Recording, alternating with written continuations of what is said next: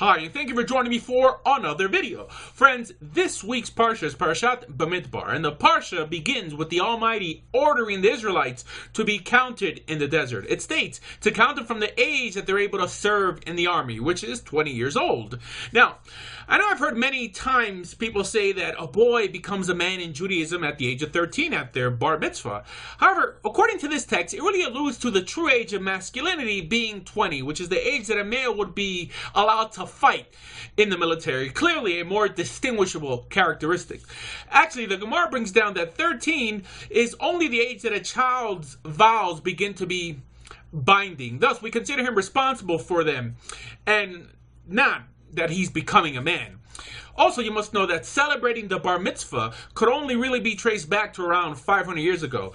But like I stated, that if anything should be celebrated is the age that one could enter military service, which is what's explicit in this parsha. Actually, it's interesting that the Torah chooses this above everything else as a sign that depicts maturity. Because we know that belonging to a military has always been the greatest act of servitude a person can display. Which is actually why we're seeing it in this parsha. That it's ascribing the army of God, no less. Because being a Jew has ultimately always been a selfless pursuit. We give, we invest, we sacrifice for the same reasons our patriarchs did, which is for the sake of doing good, and what? And benefiting others. Which is why the Rambam states in his Sefer Mitzvot that the purest way to love the Almighty is by loving Him through other people. In other words, making others love Him also. He also states in Hilchot Yom Tov that the way we rejoice in the Sabbath is by rejoicing through others, by specifically focusing on converts, orphans, and widows. And friends, the analogies in Judaism are endless. And friends, if you really think about it, today it's really the opposite. It actually happens the other way around. Most religious Jews do not go in the military, but rather assume the role of the Levites. Now, I know there's a big difference nowadays to biblical Israel's military, right? I mean, back then they had the Kohen Gadol, they had the Melech, they had the Sanhedrin. But what I'm speaking about, friends, is that warrior spirit to influence and crush evil in the world around us. That Jews nowadays, for some reason, lack, but God willing, we're encouraging them to reattain it. And this is really why the Almighty limited the role of those excluded from battle to Kohanim and Leviim, because He knew, given the chance, most people, especially who were just redeemed from Egypt, would prefer not to fight than to fight and possibly die.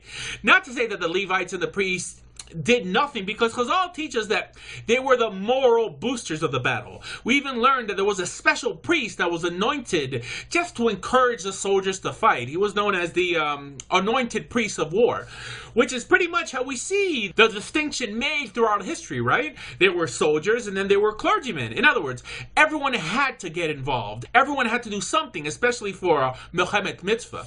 And also, common sense would tell you that your desire to arm yourself and to protect those around you is really a sign of your desire to try to impact others with your values. Because friends, there's nothing more irrelevant in this world than a religious person without guts. First of all, it doesn't speak well for your religion. And second, the only people you're going to attract are others who think like you. Which has always escaped me when white people say that although they are religious, they choose just to be spectators and not contribute to bettering Judaism or their Jewish community in any way. Which is why David HaMelech was so highly praised by the Almighty, because he balanced both offices. He was a warrior and he was a pious scholar, which is an example of what we all should strive to be: fearlessly righteous, fighting for those who can fight for themselves. And then, friends, the Parsha goes on to describe the importance of numbers by counting the army of God, on how quality cannot exist without quantity, on how if you're not growing, you're shrinking, which is not an attitude that's widely held in the Jewish world today, on how we've limited our number increases to returnees and procreation, which has left us with no growth at all, and has actually put us in a deficit numbers-wise. In other words, it doesn't even make a dent, reminding us that the only way to positively grow is to do just like our father Abraham did, by going out and changing lives physically. And then, friends, the Parsha makes us Jesus asked the great question that in the midst of all this counting and separating, where's the Erev Rav? Where's the mixed multitude that left Egypt with the Israelites? Because some even say that they even outnumbered the Jews. And friends, this is one of the areas that really throws a wrench into the whole ethnic agenda of the mystics today.